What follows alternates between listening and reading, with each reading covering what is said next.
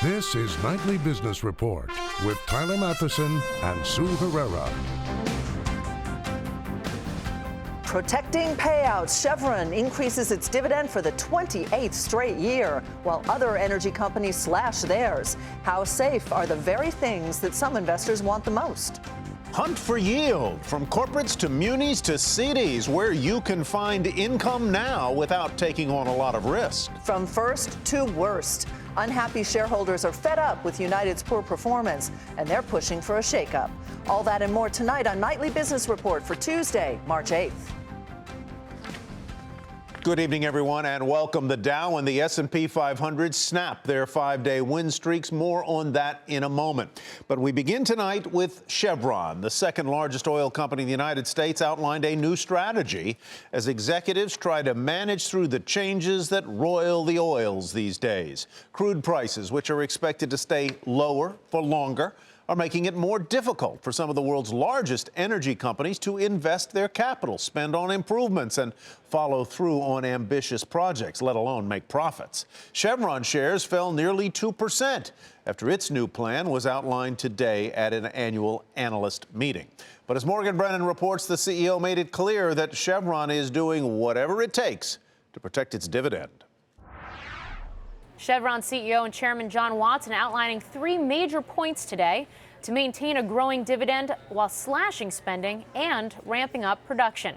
We have a number of projects that are coming on stream which will add revenue to our bottom line, but also as we finish these projects that are under construction, we'll be able to take our spend down.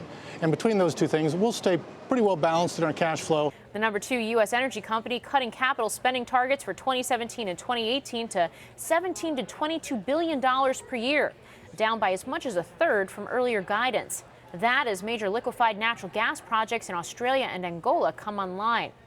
2016 capex guidance of $25 to $28 billion, however, staying the same. Yet, despite less spending, the energy giant expects production to grow through 2020. The game plan? Focus on shorter cycle, higher return investments, namely more drilling in Texas Permian Basin and other shale formations, rather than long-term mega projects that are uneconomical at current prices. The company says all of this will enable it to guarantee its dividend through 2017, assuming Brent crude oil recovers to $52 a barrel, a sizable jump from nearly $40 today. I think they can cash flow this even if oil prices do not improve. They have very good credit, and they also have a very strong balance sheet. I think the dividend is very safe. As with other major oil companies, Chevron's 90-year-old dividend has been a huge draw for investors. The company has increased that payout, which currently yields about 5%, for 28 straight years. Watson saying industry conditions are, quote, tough right now, but they will improve. And Chevron's betting that that recovery will begin to take shape early next year. For Nightly Business Report, I'm Morgan Brennan. Well, Chevron may be protecting its dividend, but the same is not true for other energy companies. Jackie DeAngelis takes a look at the pressure to cut the payouts. Oil rallying more than 30% since lows hit in mid-February, but where prices go from here will have big implications for dividends in the energy space. Recently, Kinder Morgan, Marathon, Noble, Chesapeake, and ConocoPhillips, they all slashed their dividends. The majors are still paying. Exxon's yield 3.5%, Hess 2%, Chevron a little less than 5%. Still, the number of companies cutting dividends nearly hit a 12-year high in 2015, topped only in 2009. And the energy sector led the S&P 500 in dividend cuts last year, with payouts dropping more than $6 billion. At this point, energy dividends could be tied to oil prices, and dividend payouts in all energy subsectors, production, exploration, even pipelines, are at risk. I'm not ready to call this a bottom for oil. Certainly, we've had a nice bounce off the lows. Demand hasn't changed. Fundamentals haven't changed. We're still very well supplied, and production is still too high for this market to sustain these prices. Credit Suisse sees oil prices at $50 by May. Barclays saying $45 by year end. But Goldman Sachs is saying the recent rally may be overdone. There are also some risks to the upside. Equities, the Fed, Asian markets, Europe, all issues that have jostled this market this year, and they do impact oil. I don't think the rally in crude oil can be sustained. Certainly, when we traded down to the $30 level, some frackers came out of the game. They stopped producing, but they're still around. They're still waiting on the sidelines. And if we trade to the $40 level, $45 level, then you're going to see these frackers come back on the market and start producing again. Seasonality indicates that higher prices will be sustainable, but remember, there's still a big supply glut out there. Will the demand pop be enough? And also, as prices rise, producers will ramp production. Will that, in and of itself, start to push those prices back down? For Nightly Business Report, I'm Jackie DeAngelis. Investors are attracted to dividends because they provide income, but that's not the only place investors can find it with relatively low risk. James Camp with Eagle Asset Management has some ideas you may want to consider in the ultimate quest for yield, for income. James, welcome. Good to have you with us. Tyler, good to be with you tonight. You know, a lot of people want to get income out of their portfolio, either because they're retired and they have to live off that income, or they just want it as a way to stabilize their portfolios. I know you like bonds. My first question is, if I have sufficient capital, tell me how much that might be, to get ample diversifications, do you prefer that an individual invest in individual securities, funds, or ETFs? Well, it's a great question, Tyler, and I much prefer having separately managed assets or individual securities, just particularly in this environment. Remember, we're exiting quantitative easing, we're exiting accommodation at least a little bit in this country.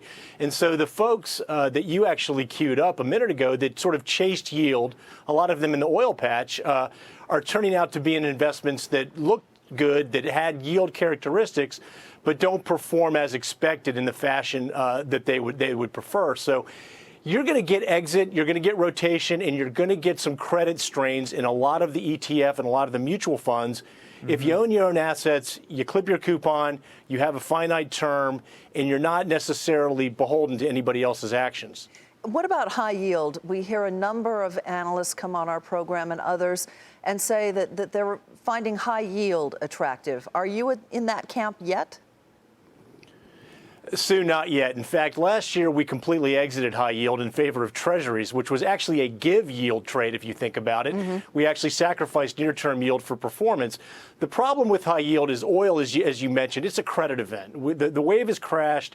It hasn't hit shore yet. And until defaults pick up off that 3%, which they're going to, and we start to see a real recognition that commodities are a credit event and spreads really get wider, even as generous as they are, you don't need to enter the high yield space. You're going to get an incredible opportunity in credit and high yield, but be patient. The wave has not crashed the shore yet. Your first choices are in two categories: high grade corporate bonds and longer term municipal bonds.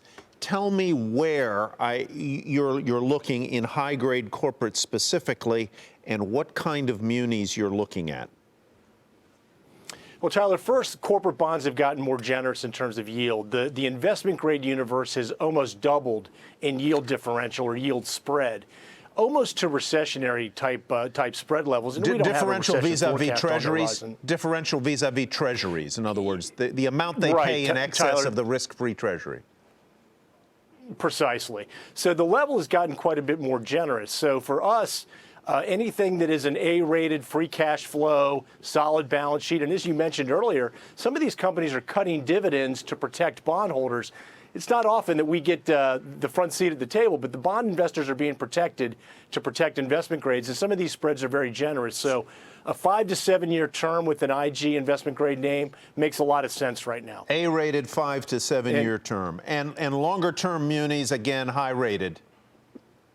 Absolutely. The thing about municipal bonds, remember that even though the term might be longer, the yield ratio, or something that measures the amount of extra income you get relative to treasuries, is in excess of 100% in that 15-year area. And municipals, Tyler, they don't behave like treasuries. They're not beholden to central bankers. There's 10,000 people a day retiring. As you mentioned, the demographics are supportive.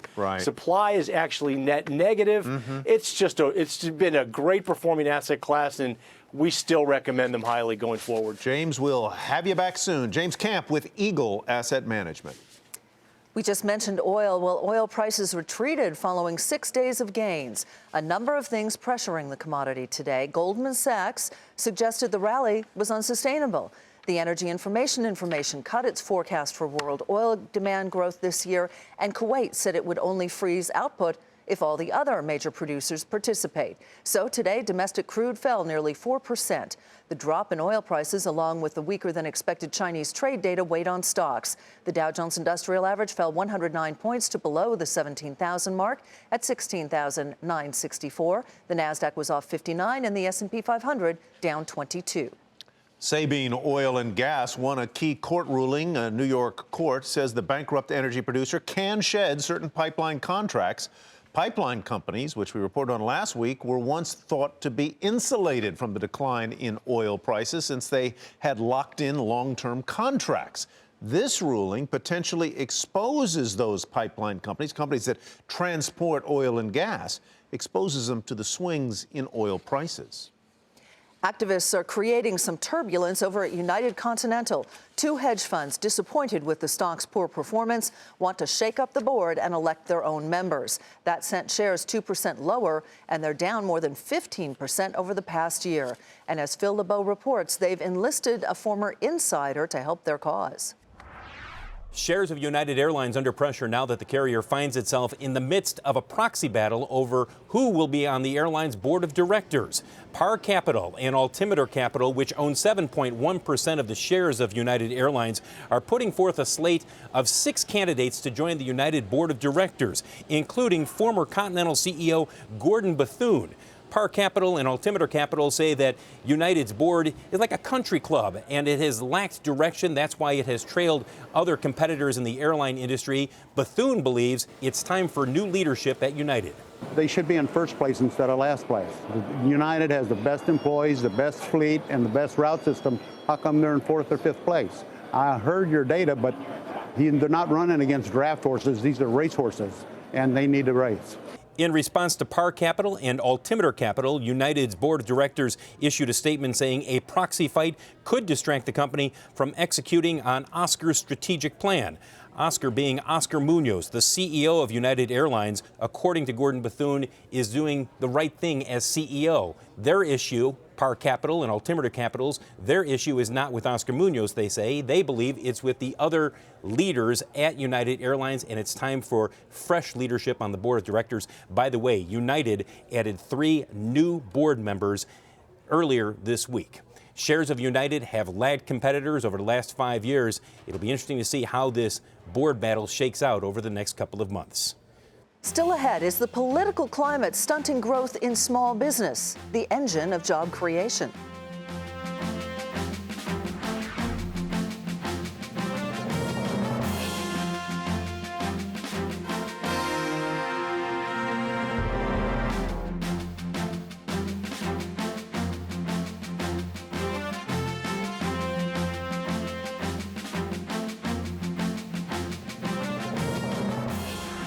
A new NBC Wall Street Journal poll shows the race on the Republican side tightening. Donald Trump holds now a narrow 3-point lead over Ted Cruz in the Republican contest for the presidential nomination.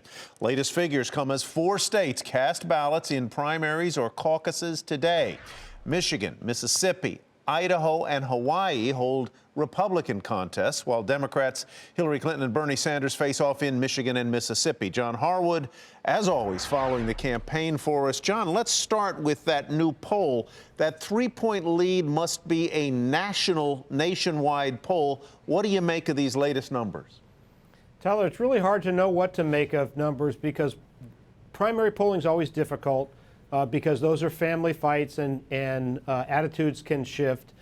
They're pretty volatile. And so, for example, we've got this NBC Wall Street Journal poll showing Trump up 3 points over Cruz. There was a Washington Post ABC poll this morning that showed Trump up 9 points over Cruz. And there's an NBC online poll that we do with SurveyMonkey that showed Trump with a 19-point lead. So it's hard to know what to make of the national numbers. What we do know, though, Tyler, is that this is about states now, and we've got 4 states voting tonight: Michigan, Mississippi, Idaho, and Hawaii. And Donald Trump wants to get wins to try to sustain his momentum going forward. He's on a path to the nomination. He's trying to stay that way. So I guess that question is, how does the Republican race change after tonight? You answered it a little bit, John, but tell me more.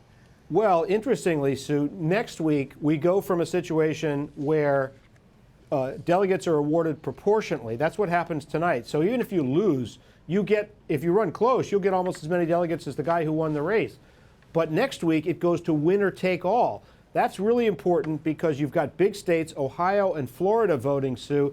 And if Donald Trump can win those, he may be on track to having enough delegates that he can't be stopped. But if John Kasich in Ohio, Marco Rubio in Florida can somehow beat Donald Trump, they could stash away a large chunk of delegates and perhaps, as the establishment Republicans hope, deny Donald Trump a majority at the convention and set the stage for some sort of brokering. Quickly, if Trump is favored tonight in Michigan, what do the polls say about Ohio and Florida next week? Does he have a lead there?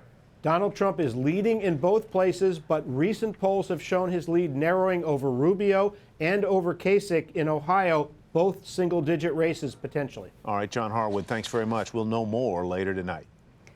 And the race for the White House is playing out on Main Street. Small business owners say they are more reluctant to expand. And according to the latest survey from the National Federation of Independent Businesses, the reason is partially due to the political climate. Kate Rogers follows small business for us. She's with us now. Kate, is this the first time that we've kind of seen the mention of politics directly impacting Main Street during this political season? It really has been, and we cover this index month to month, and this was the first time politics really got a big shout out here. And there's a lot of uncertainty just as far as who the nominees are going to be. When you look more broadly at small businesses and the things that concern them, it's always the economy, government regulations, and red tape and taxes. So I think they're hoping to find out who the nominees are going to be on the Republican and Democratic sides and then see those issues addressed on the campaign trail, and that will kind of lead to a little bit more certainty and stability. Did this survey ask, do we know whether these small business owners have coalesced around any candidate on either side? So this particular survey doesn't address individual candidates, and the NFIB historically doesn't endorse a candidate, but Manta, which is a small business platform, did recently ask, and they found no surprise. Donald Trump was the leader on the Republican side, Hillary Clinton the leader on the Democratic side. But if the two were to face off, Trump did get the edge over Clinton with about 60% of the vote.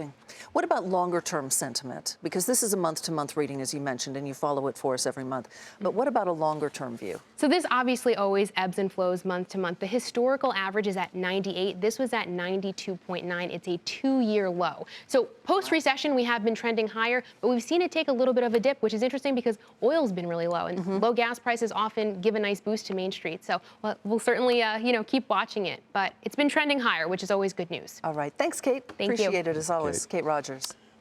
The hedge fund manager, Whitney Tilson, shorts lumber liquidators once again. And that's where we begin tonight's market focus. Tilson ended his short position on the beleaguered flooring company back in December, but today said he'd received new information about lumber liquidators, information he believes will cause the company's stock to fall. He also said the recent news that the Centers for Disease Control revised its cancer risk on some of the company's flooring played a big role in his decision.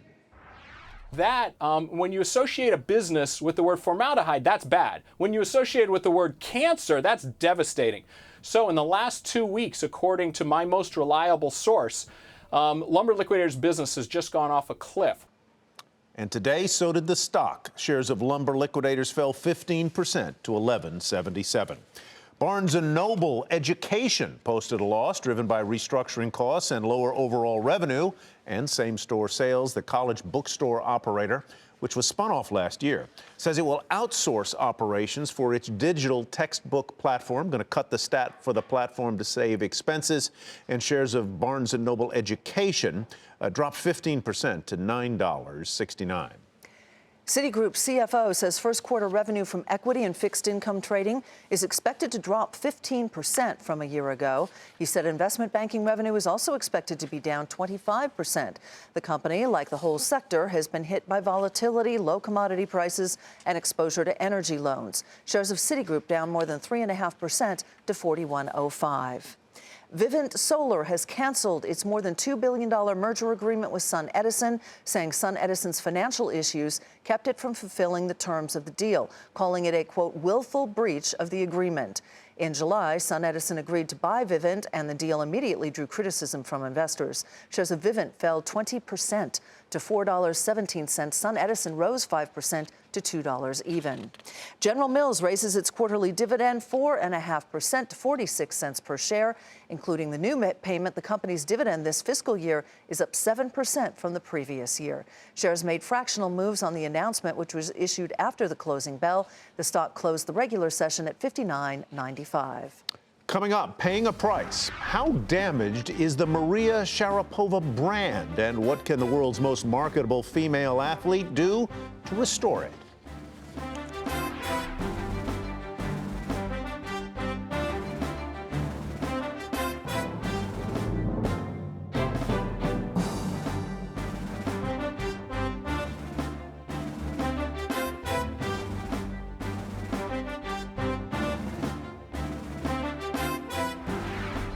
Dick's Sporting Goods reported a big earnings miss, profit down 17% in the most recent quarter, revenue lower than expected. The company gave downbeat guidance for the current quarter.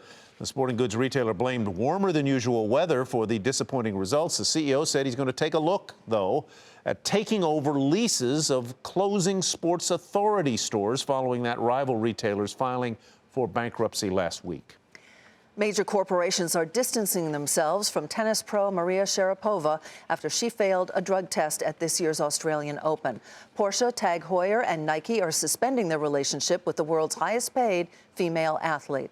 Avon has so far declined to comment. But what does this mean for the Maria Sharapova brand longer term? Brand consultant Dean Crutchfield of the Dean Crutchfield Company joins us tonight. Welcome back, Dean. Good to have you here. Always good to be here, Sue. Always good. What does it mean to her brand longer term? She took responsibility for the banned substance, which incidentally was just put into banned status in January. Did that help her? Yes, I mean, typically a crisis can bring down a reputation in a single battering like this. So it's deeply concerning revelation that she was on these drugs. But, we have to say that it was only very recently that they've suddenly been made illegal. So we give her some rope for that. What's her best move now? Her best move now is to give relevant, timely and valid knowledge with options so gossiping consumers and gossiping businesses can actually be satisfied in terms of their questions. At the moment, that hasn't really been answered. We know that it's possibly for a heart condition or so, but what is it? We need to know now so that we can feel comfortable and confident that this isn't cheating. Now, she said that she does have some health concerns. She mentioned pre-diabetes, and that runs in her family, a heart condition, et cetera, which this drug is licensed outside of the United States to treat. Do you think that these major corporations were too swift to distance themselves? Or smart to distance themselves? I think they were smart. They need to kind of recalibrate and assess things. We've seen situations like with Phelps where, obviously that was illegal drugs, but nonetheless, people forget most things. They don't forget drugs. So you don't want to be associated with that. And it's cheating. Do you think that those companies will ever take her back? I believe so. I would be. It depends on the details. Once we've actually that information that we're meant to be getting. Long drawn out bureaucratic responses don't help anybody. This is an urgency. This is a crisis. It needs immediate information, and we need to understand and know that we're confident that she has not been cheating. Now, if indeed she does, they haven't issued any kind of punishment yet, but if indeed it is a long suspension, there is speculation that she won't be able to play again because she will not have been on the circuit. How damaging is that to the brand? How does she start to repair her reputation?